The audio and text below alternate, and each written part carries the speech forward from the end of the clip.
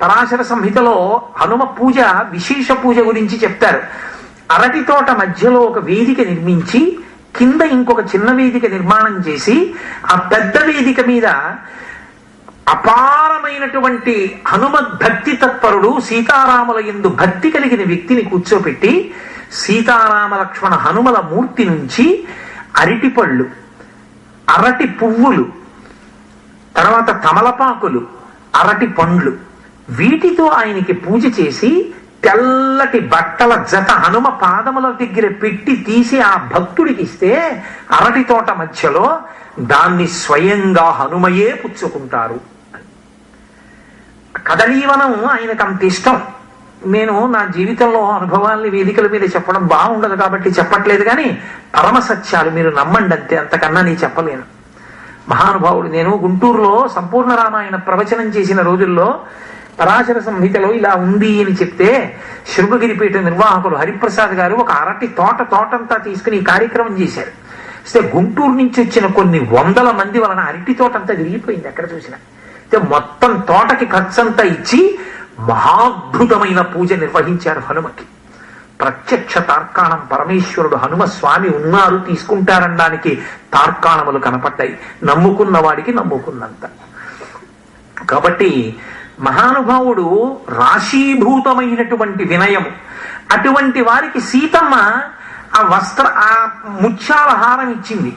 ఆయన మెడలో వేసుకున్నారు ఆ ముత్యాల హారం. అదంతా ఏదో పగలగొట్టేశారు, పళ్ళతో కొరికేశారు, అందులో సీతారాములు అలాంటి పిచ్చి పనులు చేసే వ్యక్తి కాదు ఆయన.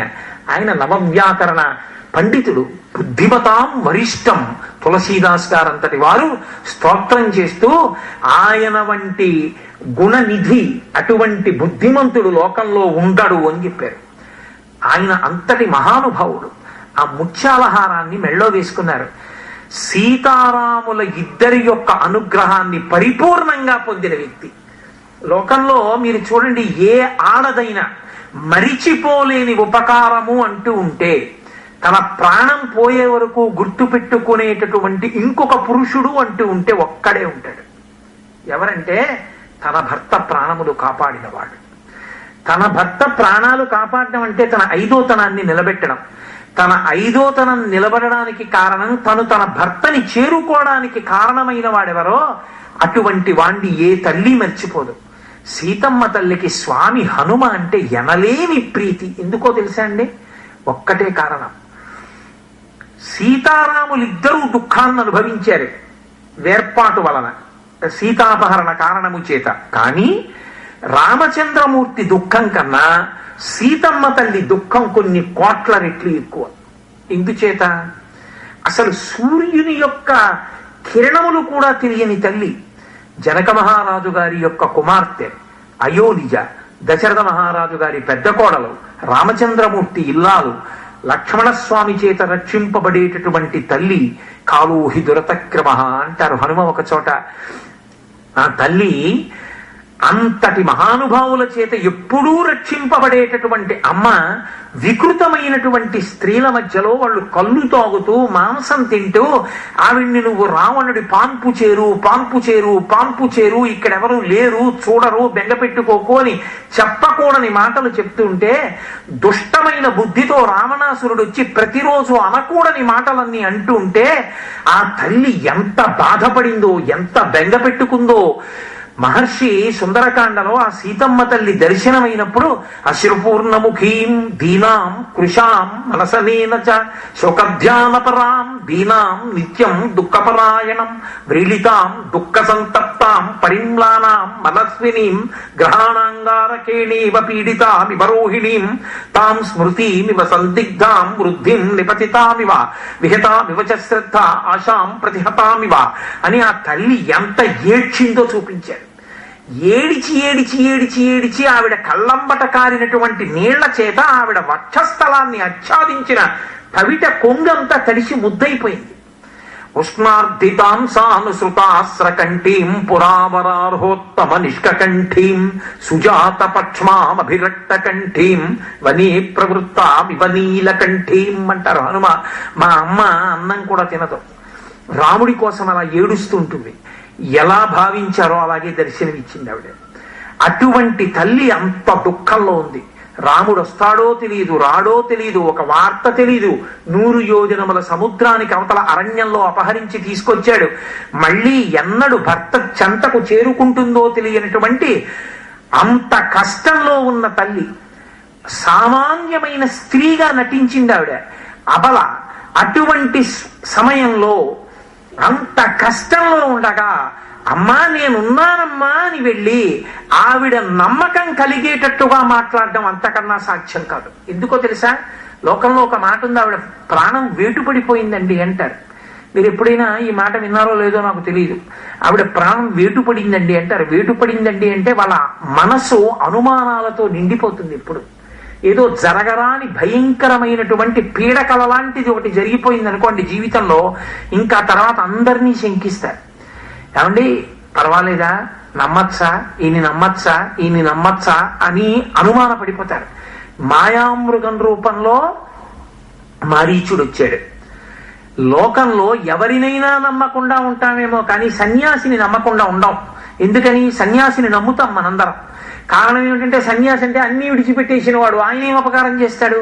అటువంటి సన్యాసి వేషంలో రావణాసురుడు వచ్చాడు. తీసుకెళ్లి అశోకవనం మధ్యలో పెట్టాడు.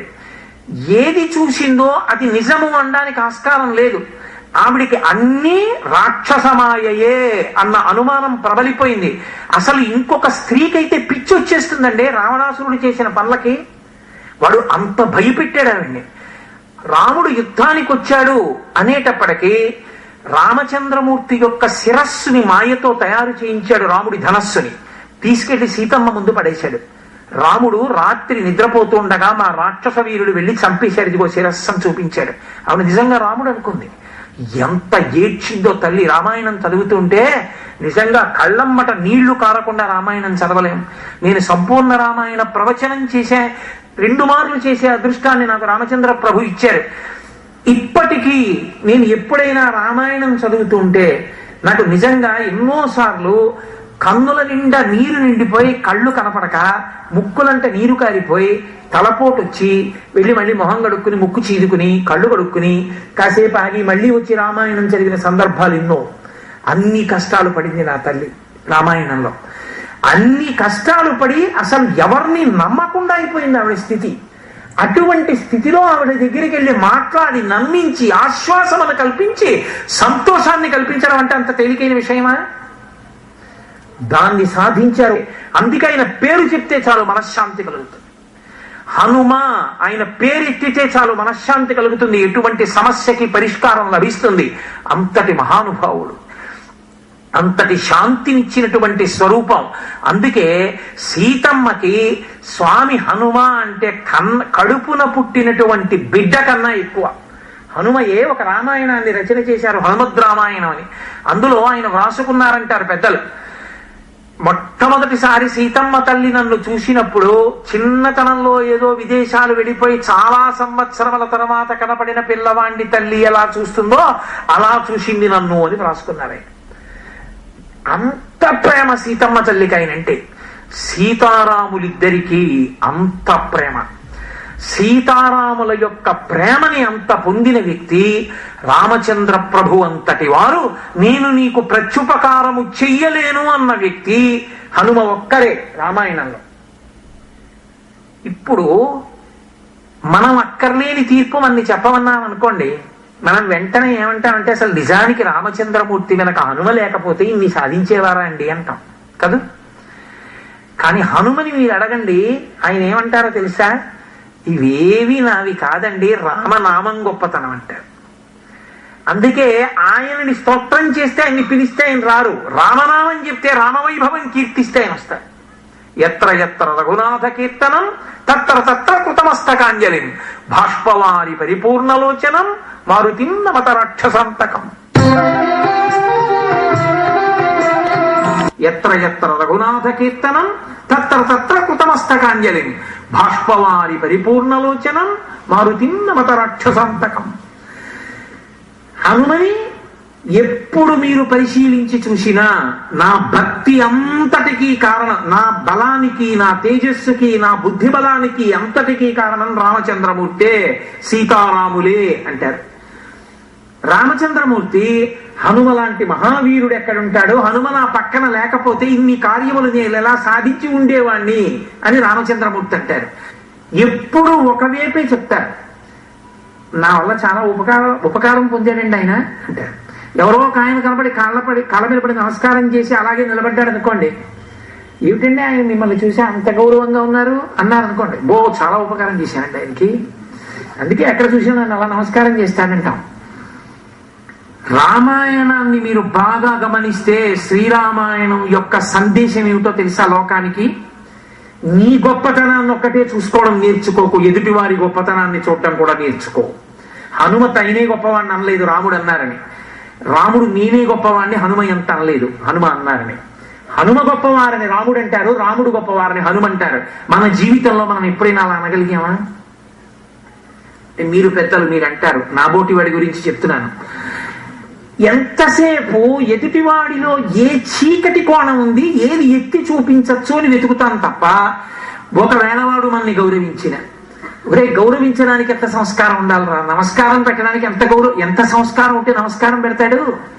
ఒక వ్యక్తిని చూడగానే మర్యాదతో మాట్లాడాలంటే లోపల ఎంత సంస్కార బలం ఉంటే అలా ప్రవర్తించగలడు.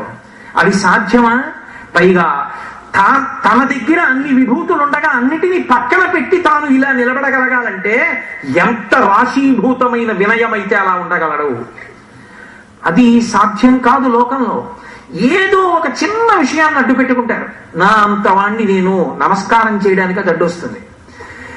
ఎదుటివాడు నమస్కరించాడు, నేను గొప్పవాడిని అందుకు నమస్కరించాడు. నమస్కరించడంలో అవతలవాడి గొప్పతనం మనకి గుర్తురాదు, అక్కడే గోతులో పడిపోతాం. రామాయణాన్ని మీరు బాగా అర్థం చేసుకుంటే, హనుమని రామచంద్రమూర్తిని అర్థం చేసుకుంటే, నమస్కారం మనకి పెట్టినటువంటి వాళ్ళ గొప్పతనాన్ని కూడా మనం ఆలోచించవలసి ఉంటుంది. ఎంత సంస్కార బలమున్నవారు అన్నది మనం తెలుసుకోవాలి. అందుకే రామాయణం ఎంతకాలము ప్రవచనము చెయ్యబడాలి అని అడిగారు. శ్రీరామాయణము మనుష్య జాతి ఉన్నంత కాలము చెప్పబడాలి. ఎందుచేత అంటే ఒక మనుష్యుడిగా బ్రతకాలి అంటే మనుష్యుడికి కావలసిన లక్షణాలన్నింటినీ ఇవ్వగలిగినది రామాయణం ఒక్కటే. శ్రీరామాయణంలో రామచంద్రమూర్తికి హనుమకి ఉన్న అంత గొప్ప అనుబంధం, అది చాలా విశేషమైనటువంటి అనుబంధం. అందులోంచి రామాయణంలో సందేశం ఉంది లోకానికి. ఇలా బ్రతకడం నేర్చుకోండి. మీకు ఎన్ని విభూతులున్నా మీరు హనుమ కన్నా గొప్పవారు కాలేరు. మీకు ఎన్ని విభూతులున్నా మీరు రామచంద్రమూర్తి కన్నా గొప్పవారు కారు. కాకపోయినా అంత గొప్పవాడైన రాముడు హనుమంతుడిని కీర్తించాడు, అంత గొప్పవాడైన హనుమ రామచంద్రమూర్తిని కీర్తించారు. మీరెందుకు ఇతరులలో ఉన్న గొప్పతనాన్ని చూడలేరు? ఇతరులు ఎందుకు మీలో ఉన్న గొప్పతనాన్ని చూసి నమస్కరించలేరు? ఎప్పుడు మీరు కూర్చుంటే ఇంకోటి గురించి తప్పే ఎందుకు మాట్లాడవలసిన అవసరం ఉంటుంది? ఇతరులలో ఎన్నో గొప్ప గుణాలు ఉంటాయి. ఎవరో ఒక మహానుభావుడు ఒక చోట ఒక మాట రాశాడు, nobody is an embodiment of total goodness or total badness. Everybody is composed to be the composition of both good and bad. If you can look through the window in a proper perspective, you can appreciate the lighter portion in anybody. అంటే ఉన్న విషయాన్ని ఉన్నట్టుగా చెప్పాలి కాబట్టి నేను English లో మాట్లాడాను. నీ యందు సంస్కారం ఉంటే నువ్వు ఇతరులలో ఉన్నటువంటి మంచిని కూడా చూడగలవు. నీ యందు సంస్కారం లేనప్పుడు నీకు ఎదుటి వారిలో ఉన్నటువంటి చెడ్డ ఒక్కటే కనపడుతుంది తప్ప మంచి ఎప్పుడూ కనపడదు. ఒక మహానుభావుడు దేవాలయంలోకి వెళ్ళి కూర్చున్నట్ట. అసలు అబ్బో పెళ్ళంగా అయ్యాడిదైతే ఎంత బాధాకరంగా ఉంటుందో అనుకుంటున్నాడు. ఇద్దరు వ్యక్తులు వచ్చి పరమేశ్వరుడికి నమస్కారం చేస్తున్నారు. ముందు ఒక ఆయన వచ్చి ఈశ్వరుడికి నమస్కారం చేశాడు. నమస్కారం చేసి అన్నాడు, ఈశ్వర అనుకూలమైన భార్యనిచ్చావు, ఎంత వినయం, అన్నిటిలో నన్ను అనువర్తిస్తుంది, అందువల్ల కదా నీ సేవ చేయగలుగుతున్నాను, ఇంత మంచి భార్యనిచ్చినందుకు నీకు కృతజ్ఞుడను అన్నాడు.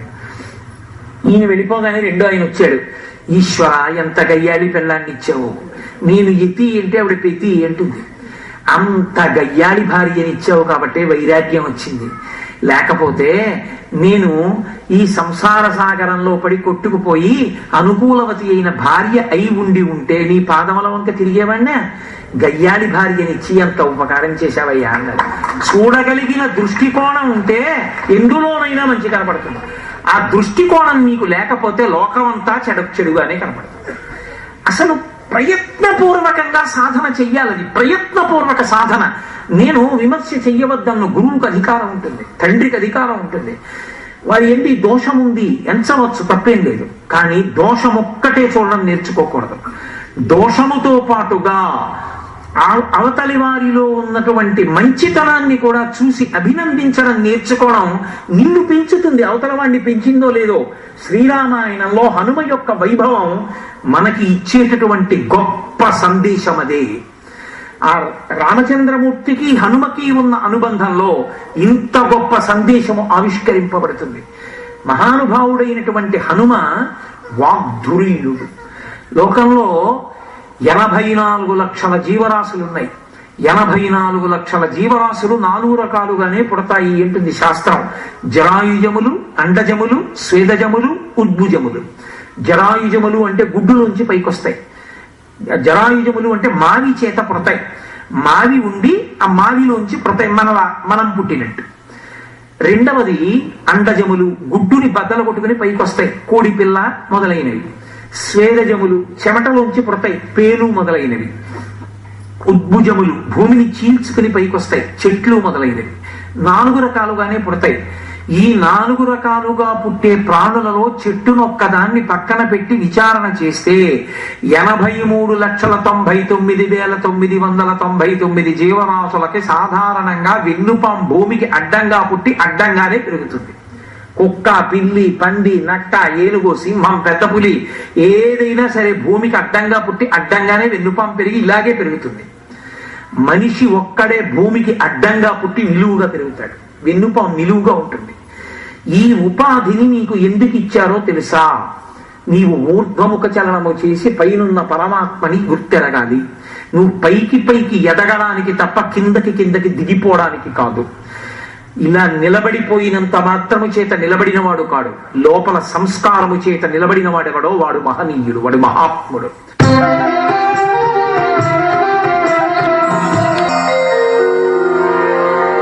ఇలా నిలబడిపోయినంత మాత్రము చేత నిలబడిన వాడు కాడు, లోపల సంస్కారము చేత నిలబడిన వాడెవడో వాడు మహనీయుడు, వాడు మహాత్ముడు. వాడు సమాజం మీద ప్రభావాన్ని చూపిస్తాడు. వాడు తన వెంట కొన్ని లక్షల మందిని తీసుకుని వెళ్ళిపోతాడు. అటువంటి బలం అనేకమైన కారణములతో ఉంటుంది. కొందరికి భక్తితో ఉంటుంది, కొందరికి భజనతో ఉంటుంది, కొందరికి వాక్కుతో ఉంటుంది. ఒక్క వాక్కు చాలు మనిషి జీవితాన్ని మార్చేయడానికి. తులసీదాస్ గారు వివాహమైన కొత్త పాదుషా గారు పురాణం చెప్పమన్నాడు. పురాణం చెప్తున్నాడు కానీ అన్యమనస్కంగా ఉన్నాడు, ఒకటికొకటి చెప్తున్నాడు. పాదుషా గారు అన్నారు, నువ్వు అన్యమనస్కంగా ఉన్నావు, ఇవాళ సరిగా చెప్పట్లేదు. కొత్తగా వివాహం అయింది, నీకు నీ భార్య మీద మనసు పోయింది, ఆమె పుట్టింటికి వెళ్ళింది, నువ్వు కూడా వెళ్ళు అత్తవారింటికి అన్నాడు. మహానుభావుడు మంచి వర్షంలో అరణ్యంలో తడుసుకుంటూ వెళ్ళాడు. ఇంత రాత్రి వేళ తలుపు కొడితే అత్తమామలు ఏమైనా హాస్యం ఆడతారేమోనని పైకి ఎక్కడం కోసమని అవకాశం చూశాడు. గోడ మించి వేలాడుతున్న త్రాచుపాముని తాడనుకుని పట్టుకుని పైకెక్కాడు. పైకెక్కి తలుపు కొట్టాడు. భార్య బయటికి వచ్చి చూసింది. ఒంటి నిండా నెత్తురు, తడిసిపోయి ఉన్నాడు. ఎక్కడి నుంచి వచ్చారండి? ఇంటి నుంచి అరణ్యంలో వచ్చానన్నాడు. ఇంత రాత్రి వేళ ఇంత హోరువానలో సప్తధాతు వికారమైనటువంటి మలమూత్ర సంఘాతమైనటువంటి ఈ శరీరం నిన్న మొన్నటి వరకు మీకు తెలియదు, ఈ శరీరం కోసం ఇంత కష్టపడి పరిగెత్తుకొచ్చారా? ఇందులో కోటో వంతు భక్తి మీకు పరమేశ్వరుడి మీద ఉంటే మీరేమవుదురో అంది. అంతే. గోడ దిగి వెళ్ళిపోయాడు. వెళ్ళిపోయిన తులసీదాస్ గారు మహాత్ముడైపోయాడు. ఆయన రామచరితమానస్ అని తులసీదాస్ రామాయణం, ఇప్పటికీ ఉత్తర భారతదేశంలో తులసీదాస్ రామాయణాన్ని పారాయణ చేస్తారు. తులసీదాస్ గారు అదృష్టాన్ని అనుభవించారు. స్వామి హనుమ ఆయన పక్క పక్కన కూర్చుని మాట్లాడుకునేవారు. ఈయన రోజు రామాయణం రాయడం, హనుమ రావడం, ఈయన చదివి వినిపించడం, ఆయన వినడం, విని బాగుంది ఇంతే ఇలాగే అలా ఉంచు అంటే అలా ఉంచుతూ ఉండడం, ప్రతిరోజు వినేవారు. అలా ప్రతిరోజు రామచంద్రమూర్తి మీద శ్రీరామాయణ కావ్యాన్ని ఆయన రచించిన ప్రదేశంలో హనుమ రోజు వచ్చి విన్నటువంటి ప్రదేశమే వారణాసిలో సంకట విమోచన హనుమన్ క్షేత్రం. అంత శక్తివంతం అది. అటువంటి చోటు. అందుకే పెద్దలు ఒక విషయం చెప్తుంటారు. అశోకవనంలో ఉన్న పుష్పాలని వర్ణిస్తూ రామచరితమానస్సులో ఏదో తెల్లటి పూలున్నాయి, పచ్చటి పూలున్నాయని వర్ణిస్తున్నారు. అశోకవనం కదా, మరి తెల్లటి పుష్పాలు ఎక్కువ ఉన్నాయని. హనుమన్నారు కాదు, పువ్వులన్నీ ఎర్రగా ఉన్నాయన్నారు. అక్కడ అన్ని ఎరుపు పూలే, తెలుపు పూలు లేవన్నారు. ఆయన అన్నారు తులసీదాస్ గారు, అలా ఎలా ఉంటుందండి, తెల్లటి పూలు కూడా ఉంటాయి, పైగా అది అశోకవనం పుష్పించి ఉంటుంది, తెల్లటి పువ్వులు లేకపోవడం ఏమిటి, ఉంటాయన్నారు. అశోకవనానికి వెళ్లి సీతమ్మ తల్లిని చూసొచ్చింది నువ్వా నేనా అన్నారు హనుమ. మీరే చూసొచ్చారు, మరి నువ్వు రాస్తానంటే ఏమిటి? పువ్వులు తెల్లగా ఉన్నాయని చూసింది నేను ఎర్రగా ఉన్నాయండి. ఎర్రగా ఉన్నాయని రాయండి. ఇది ఎక్కడి ప్రారంభం? పువ్వులు ఎర్రగా ఉన్నాయని రాయమంటారని ఆయన రామచంద్రమూర్తిని ప్రార్థించాడు. రామచంద్రమూర్తి ప్రత్యక్షమయ్యాడు. రామచంద్ర ప్రభు, పువ్వులన్నీ ఎర్రగా ఉన్నాయని రాయమంటున్నారు హనుమ, ఎలా? ఆయన అన్నారు, పువ్వులు తెల్లగా ఉన్నాయని రాయన్నారు. హనుమ అన్నారంటే నేను చూసింది అబద్ధం అంటారా అన్నారు. అబద్ధం కాదు హనుమ, మీ అమ్మ జానకీ మాత అంత కష్టంలో ఉంది అని చూసినప్పుడు నీ కళ్ళు ఎరుపెక్కాయి బాధతో. ఆ ఎరుపెక్కిన కన్నులతో చూడటంలో నీకు తెల్లని పువ్వులు ఎర్రగా కనబడ్డాయి. పువ్వులు తెల్లగానే ఉన్నాయి హనుమ. అయితే అలాగే రాయండి అన్నారు. మహానుభావుడికి అంత భక్తి తత్పరుడు. తులసీదాస్ గారు హనుమ యొక్క కటాక్షాన్ని అనుభవించారు. రోజు రామాయణాన్ని హనుమకే వినిపించి రామచరితమానస్ రచన చేశారు. ఎంతమందిని రక్షించారండి? ఒకరినా ఇద్దరినా? ఎంతమందిని రక్ష చేశారో సభాముఖంగా చెప్పడం నాకు ఇష్టం లేక నేను కొన్ని ఉదాహరణలు మీకు చెప్పట్లేదు. కానీ నాకు బాగా దగ్గరగా ఉండేటటువంటి వాళ్ళు ఈ సభలో ఎవరెవరు ఉన్నారో వాళ్ళందరికీ తెలుసు హనుమ యొక్క వైభవం ఏమిటో. హనుమ ఎంత ప్రత్యక్ష సత్యమై మహానుభావుడు అనుగ్రహిస్తుంటారో లోకంలో ఆయన భక్తులైన వారందరికీ ఇది కరతలామలకమైనటువంటి విశేషమే. కాబట్టి అంతటి వినయశీలి, అంతటి వాక్తురంధరులు, 84 లక్షల జీవరాశులలో ఒకే ఒక్క జీవికి మాత్రమే మాట్లాడగలిగిన శక్తిని పరమేశ్వరుడు ఇచ్చాడు. మిగిలిన ఏ ప్రాణి మాట్లాడలేదు. ఒక్క మనుష్య ప్రాణి మాత్రమే మాట్లాడతాడు. ఈ మాట చేత మనిషి పాపాన్ని మూటగట్టుకోగలడు. ఈ మాట చేత మనిషి తరించిపోగలడు. ఏమీ అక్కర్లేదు.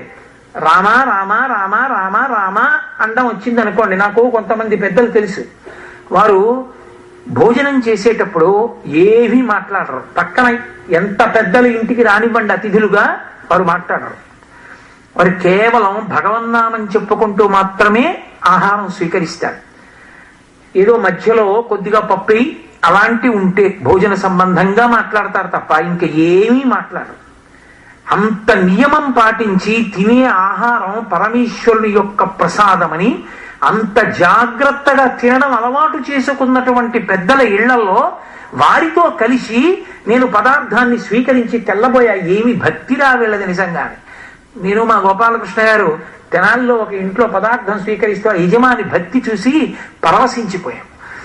కాబట్టి మహాత్ములైన వారు ఇప్పటికీ భగవంతుణ్ణి పదార్థ స్వీకార సమయమునందు, అప్పుడు అది 6వ వంతు మనసవుతుంది కాబట్టి భగవంతుణ్ణి స్మరిస్తూ పదార్థ స్వీకారం చేసేటటువంటి లక్షణం ఉన్నవారు కూడా ఉన్నారు. నేను మీతో ఎందుకు మనవి చేశానంటే ఆ వాక్కు చాలు. రామ రామ రామ అండం అలవాటైందనుకోండి, ఆ నామము చాలు. అమృత బీజములతో కూడుకున్నటువంటి అనుసంధానము. రా అంటే పాపరాశి కాలిపోతుంది. మా మూసుకుపోయి ఇక మళ్ళీ లోపలికి వెళ్ళే అవకాశం ఉండదు. పాప ధ్వంసం చేస్తుంది రామనామం. అంత గొప్ప నామం. అటువంటి రామనామం ఎక్కడ చెప్తామో అక్కడ హనుమ యొక్క కటాక్షము, హనుమ యొక్క వైభవము విశేషంగా ప్రకాశిస్తాయి. అటువంటి హనుమ మహానుభావుడు ఒక మనిషి తరించడానికి వాక్కు ఎంత గొప్పదో మనకి నిరూపించి చూపించాడు. మాట్లాడేటప్పుడు ఎక్కడ ఖండించాలో, ఎక్కడ వ్యవస్థని చక్కదిద్దాలో అక్కడ మొహమాట పడిన వాడు వ్యవస్థని దిద్దలేడు. ప్రేమ చేత నేను అలా మాట్లాడలేనండి అని తప్పు దిద్దవలసి వస్తే దిద్దవలసిన చోట దిద్దడానికి కావలసిన కోపాన్ని ప్రదర్శించలేకపోతే వాడు వ్యవస్థని దిద్దలేడు. లోకంలో దిద్దవలసి వచ్చినప్పుడు స్పష్టంగా దిద్దిన మహాపురుషులు మీకు ఇద్దరు కనపడతారు. ఒకరు హనుమ, 2 శంకర భగవత్పాదుడు. వారిద్దరికే చెల్లింది ఆ కీర్తి. వారిద్దరే అలా మాట్లాడేది.